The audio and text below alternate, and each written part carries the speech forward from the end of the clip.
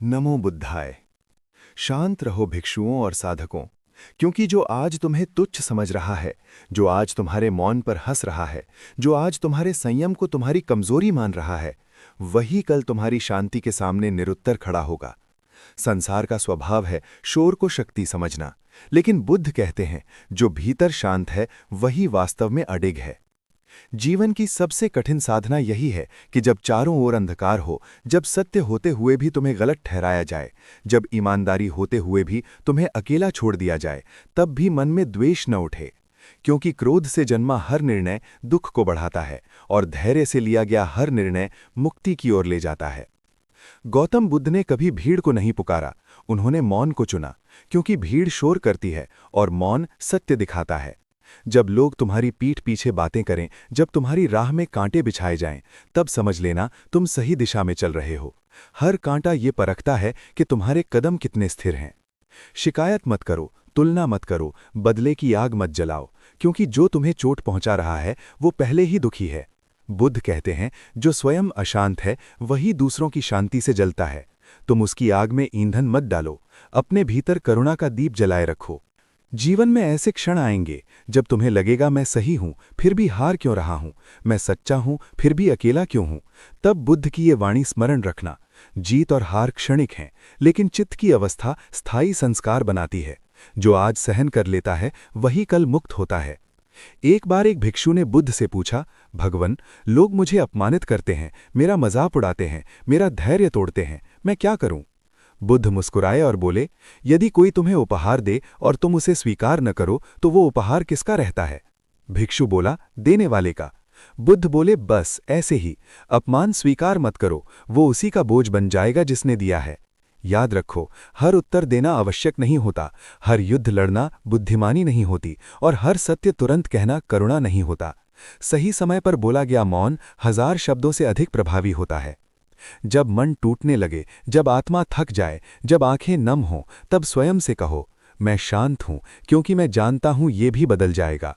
बुद्ध कहते हैं अनित्यता का बोध ही सबसे बड़ा सहारा है। जो आज तुम्हें रुला रहा है वो सदा नहीं रहेगा, और जो आज तुम्हें हंसा रहा है वो भी स्थायी नहीं है। इसलिए किसी भी अवस्था से अपनी पहचान मत जोड़ो। तुम अवस्था नहीं हो, तुम साक्षी हो। लोग जल्दी फल चाहते हैं, जल्दी सम्मान चाहते हैं, जल्दी पहचान चाहते हैं, लेकिन बुद्ध मार्ग धीमा है क्योंकि ये बाहर नहीं भीतर ले जाता है।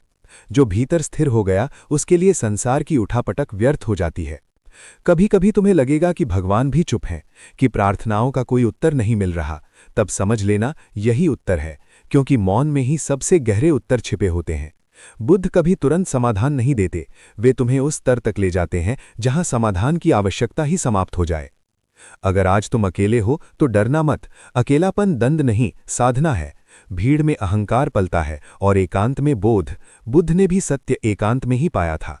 जो तुम्हें गिराने की कोशिश कर रहे हैं वे नहीं जानते कि हर गिरना तुम्हें जमीन से जोड़ रहा है, और जो जमीन से जुड़ गया उसे कोई तूफान उखाड़ नहीं सकता।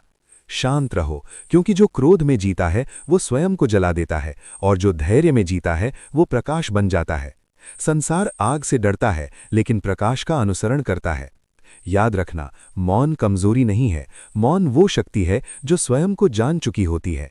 जब तुम्हें सब कुछ साबित करने की जल्दी खत्म हो जाए, उसी दिन तुम्हारी वास्तविक यात्रा शुरू होती है। बुद्ध कहते हैं जिसने अपने मन को जीत लिया उसके लिए संसार में कोई शत्रु नहीं बचता, क्योंकि बाहर का युद्ध भीतर की हार का प्रतिबिंब होता है। आज अगर लोग तुम्हारी सरलता को मूर्खता समझ रहे हैं, तुम्हारी शांति को डर समझ रहे हैं, समझने दो, समय सबसे बड़ा शिक्षक है और कर्म सबसे सटीक उत्तर। हर अपमान तुम्हें सिखा रहा है कहाँ रुकना है, हर धोखा बता रहा है किससे दूर रहना है, और हर अकेली रात तुम्हें तैयार कर रही है उस सुबह के लिए जहां तुम्हें किसी प्रमाण की जरूरत नहीं पड़ेगी। शांत रहो, क्योंकि जो स्वयं को साध लेता है उसके लिए समय भी साधन बन जाता है। शांत रहो, क्योंकि जो मौन में स्थिर है वही संसार में अडिग है। शांत रहो, क्योंकि बुद्ध कहते हैं दुख का अंत बाहर नहीं भीतर होता है। और जब तुम्हारा समय आएगा तुम बदले नहीं लोगे, तुम मुस्कुराओगे, क्योंकि तुम मुक्त हो चुके हो। नमो बुद्धाय।